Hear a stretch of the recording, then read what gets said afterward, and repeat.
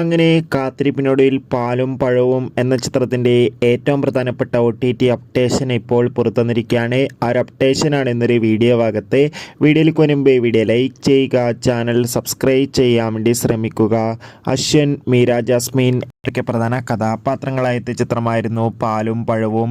ചിത്രത്തിന് അത്യാവശ്യം ഒരു ആവറേജ് അഭിപ്രായം മാത്രമായിരുന്നു സ്വന്തമാക്കാൻ വേണ്ടി സാധിച്ചിട്ടുണ്ടായിരുന്നത്.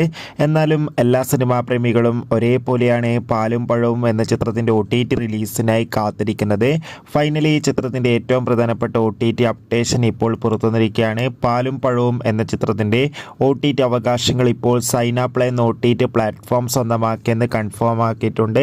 നിലവിൽ കിട്ടുന്ന റിപ്പോർട്ടുകൾ പ്രകാരം ചിത്രം ഈ വരുന്ന ഡിസംബർ മാസം ക്രിസ്മസ് സ്പെഷ്യലായി സൈന പ്ലേ എന്ന OTT പ്ലാറ്റ്ഫോമിലൂടെ OTT റിലീസ് ചെയ്യുമെന്നാണ് അറിയാൻ വേണ്ടി സാധിച്ചിട്ടുള്ളത്. എന്തായാലും പാലും പഴവും എന്ന ചിത്രത്തിൻ്റെ കൂടുതൽ അപ്ഡേഷൻ അറിയാൻ വേണ്ടി കാത്തിരിക്കാം. ചിത്രം കണ്ടവരുടെ അഭിപ്രായം തീർച്ചയായും കമൻറ്റ് ബോക്സിൽ രേഖപ്പെടുത്തുക. കൂടുതൽ സിനിമാ വാർത്തകൾക്കായി ചാനൽ ഇപ്പോൾ തന്നെ സബ്സ്ക്രൈബ് ചെയ്യുക. അപ്പോൾ അടുത്തൊരു വീഡിയോയിൽ കാണും വരെ ഏവർക്കും ബൈ ബൈ.